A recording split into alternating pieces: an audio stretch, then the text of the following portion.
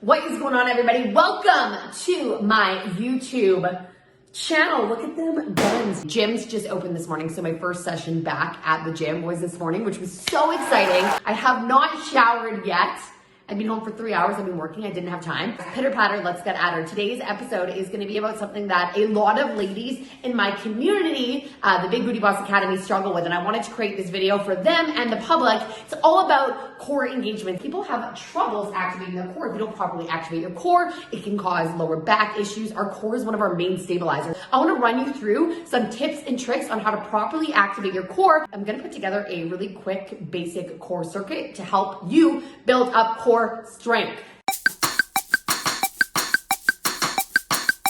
But before we dive into the goodies, I want to invite you guys. Sorry, I said guys, no boys allowed. I want to invite you ladies to my ladies only fitness community on Facebook. This community is completely free. All you have to do is click the link in the comments, answer a couple questions, and I will accept you into the free community and we can be best friends forever. Hashtag BFF.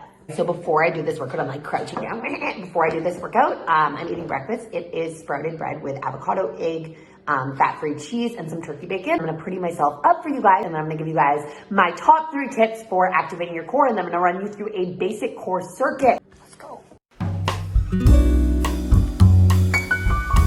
All right, guys, 10 hours later, I did my check-ins, I did my group calls, my one-on-one clients, and I'm like, oh my God, now it's 8 p.m.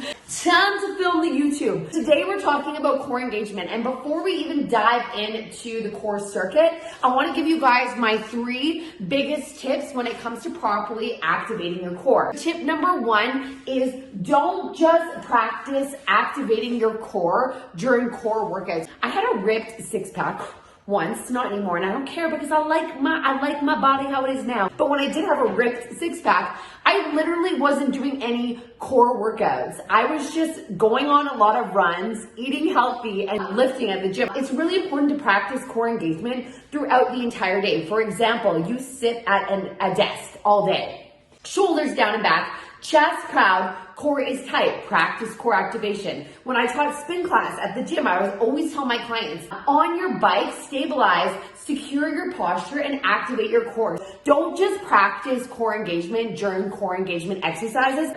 Focus on it during the day, at the office, sitting down, eating dinner. Set it as a goal and focus. Practicing activating your core during daily activities is going to help you with better posture in the future. It's going to help tighten up, strengthen those core muscles, and you're not even doing a core workout.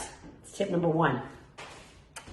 This is an extension. Tip number 1 extension. When you're at the gym, when you're doing a squat, a deadlift, when you're doing a bicep curl, tricep kickback, you should be practicing core activation throughout all exercises. Your core is one of your main stabilizers. So mind to muscle, tighten up that core. Okay. All right, fam, tip number 2. So I want to take you and I want you to actually envision this happening. Imagine your ex-girlfriend, your ex-boyfriend is coming up to you and they're about to fucking punch you directly in the stomach. What are you going to do? Are you going to go, are you going to go, no, you're going to brace your core. Tighten up your core. Envision someone punching you directly in the stomach and brace your core like a mother trucking boss.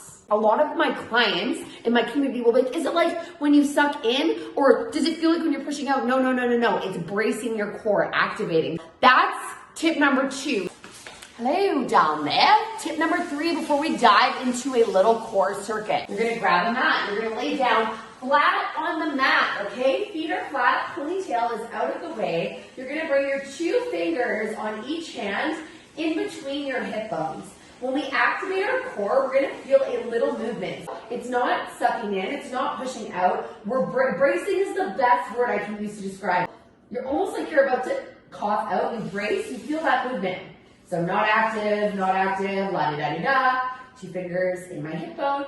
Brace, I feel that movement, my core is active. You're practicing all these tips. You're envisioning your ex punching you in the stomach. You are bracing yourself for that punch. Make sure that you are focusing on that movement that you feel while you're lying on the ground. For each of these exercises, you can kind of play with them how you want, but I want you to run through them for 30 seconds. These are all great exercises to help build up core strength. I'm gonna start with tabletop knee taps.